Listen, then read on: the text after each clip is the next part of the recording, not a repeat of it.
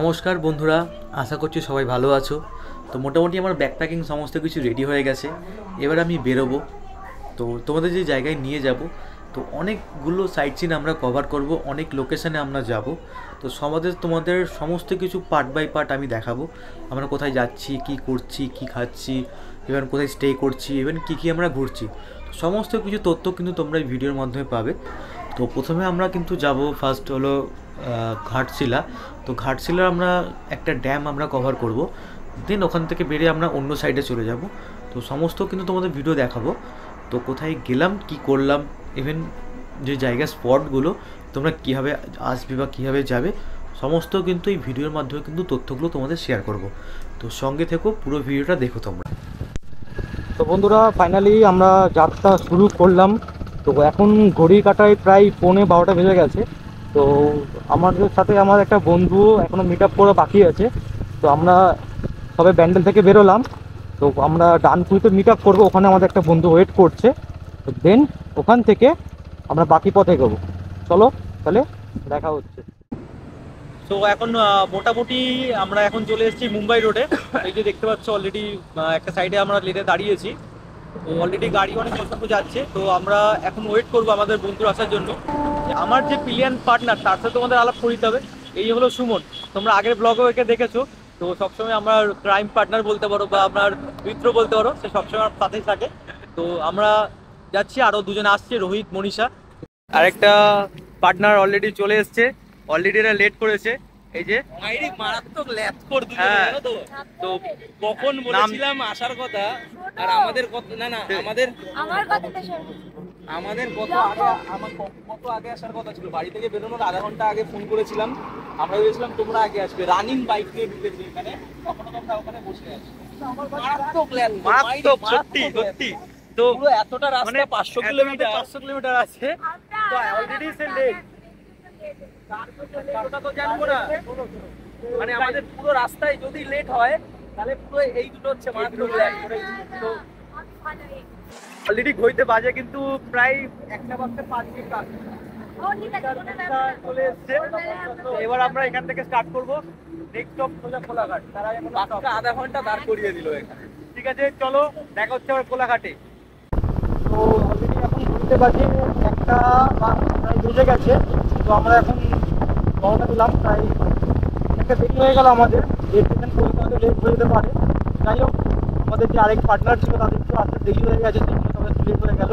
তো আমরা এখন যেটা আছি, আমরা সোজা এখন খড়গপুর যাবো। খড়গপুর এখান থেকে প্রায় 115 কিলোমিটার, আর কোলাঘাট 55 কিলোমিটার। চলো, এখন আমরা আছি কোলাঘাট ব্রিজ। যে কোলাঘাট ব্রিজ ক্রস করছি, তখন দেখতেই পাচ্ছি প্রচণ্ড পরিমাণে কিন্তু বৃষ্টি হচ্ছে। না, আমরা অ্যাকচুয়ালি কোলাঘাট থেকে সরাসরি কোলাঘাট কথা বলছি, সেটা মনে হয় হ্যাঁ দীঘা রাস্তা থেকে দিকে চলে এসছে খড়গপুরের দিকে। তো অলরেডি আমরা অনেকটা লেট, তাই এখন কোলাঘাটে আমরা দাঁড়াতে পারবো না। তবে আমরা এখন কোলাঘাট ক্রস করছি। তোমরা দেখতেই পাচ্ছি চারিদিকে কোলাঘাটে এখন রাত্রি 2টো বাজে, তাও কত কোলাঘাটে ভিড় জমজমাট রয়েছে। তো আমরা তো একটু যাম কোলাঘাট থেকে একটা রাস্তা চলে যাচ্ছে, যে বাড়ি যাচ্ছে।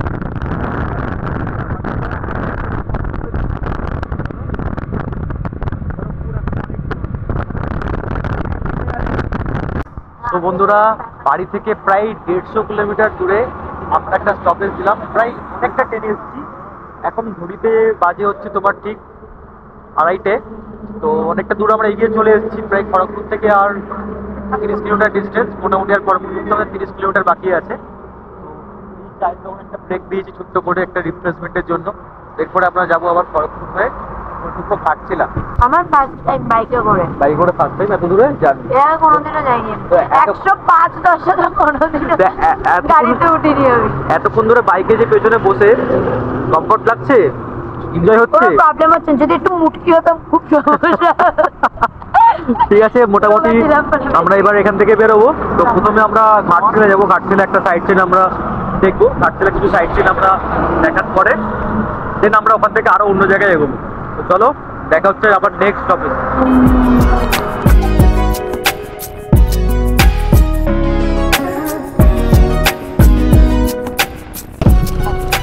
আপনি কত সুন্দর একটা ভিউ, দারুণ, মানে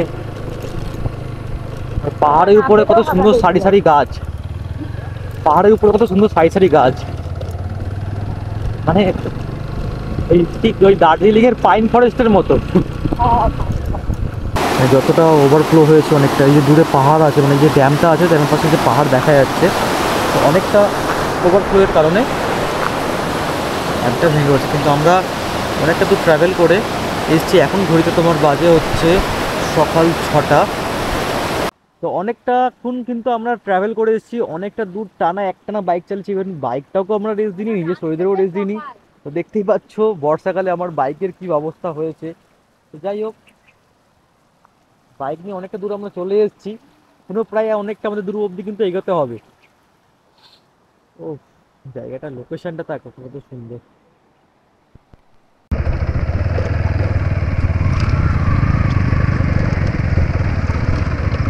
ও অসাধারণ একটা ভিউ। ভাবছিলে আর বুলটি ড্যাম, সত্যি এত সুন্দর একটা পাহাড়ের ভিউ। পাহাড়টি শুধু নর্থ বেঙ্গলেই দেখা যায় এরকমটা না, এটা জামশেদপুর, এখানেও পাহাড় দেখা যায়।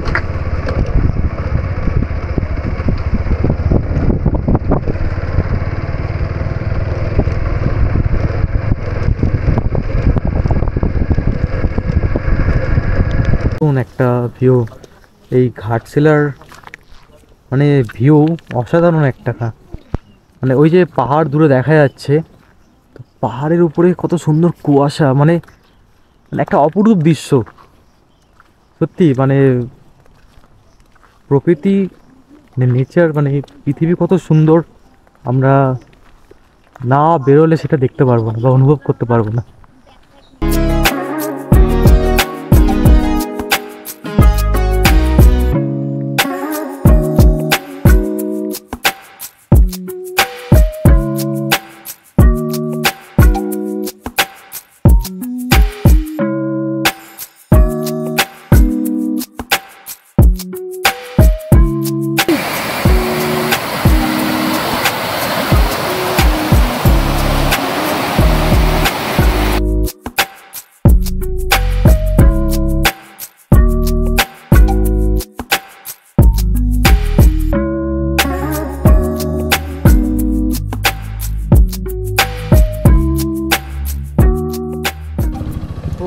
এই হলো গুগল ম্যাপের রাস্তা, কোথায় যে গিয়ে উঠলাম জানি না, তো জল কাদা, তারপরে গাড়ি বন্ধ হয়ে যাচ্ছে সত্যি।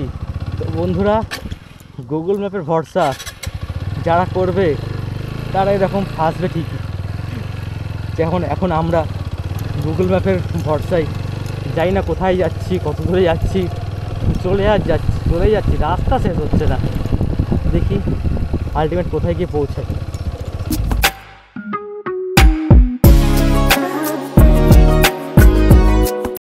সো বন্ধুরা, এই মুহূর্তে আমি আছি, তোমরা দেখতে পাচ্ছ এটা খুব সুন্দর লেক, মানে লেক সাথে পাহাড়, আর পাহাড়ের উপরে তোমার এখনও ফগি হয়ে আছে, মানে সুন্দর একটা কুয়াশা পাহাড় উপরে যাচ্ছে। ওই যে দেখাতে হচ্ছে ওই যে পাহাড় উপরে কত সুন্দর একটা কুয়াশা রয়েছে। তো এই যে লেকটা, এই লেকটা হলো জামশেদপুরের থেকে জাস্ট একটুখানি ভেতরে। তো এই লেকটার নাম হলো ডিমনা লেক, খুব সুন্দর একটা ভিউ, মেঘলা ওয়েদার, মনসুন রাইড, জাস্ট জমে গেছে ব্যাপারটা। তো আমরা অনেক জায়গাগুলো সাইট সিন করলাম, এখান থেকে এবার এটা হওয়ার পরে আমরা যাব রুমে, চেক ইন করবো। রুমে চেক ইন করার পরে আমরা আবার সাইট সিনের জন্য বেরিয়ে পড়বো। তো চলো আমাদের নেক্সট জায়গাতে নিয়ে যাই।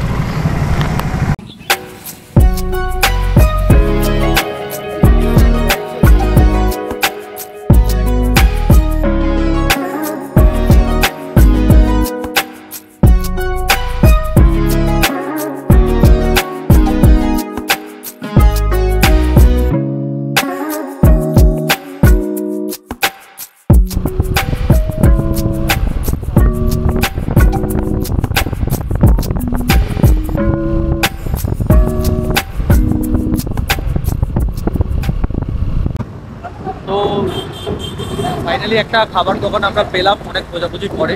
এই যে খাবার দোকানে আমরা এখন লাঞ্চ করবো আমরা। তো ঘড়িতে প্রায় 4টে বেজে গেছে, অনেক খিদেও পেয়েছে। সকাল থেকে আমরা খুব একটা সেরকম খাওয়া দাওয়া হয়নি, এদিক ওদিক ঘোরা রুম খোঁজাখুঁজি নিয়ে অনেক ঝামেলা কাটিয়ে এলাম। তো এবার লাঞ্চ করি, লাঞ্চ করে আমরা তোমাদের আবার অন্য জায়গায় নিয়ে যাবো।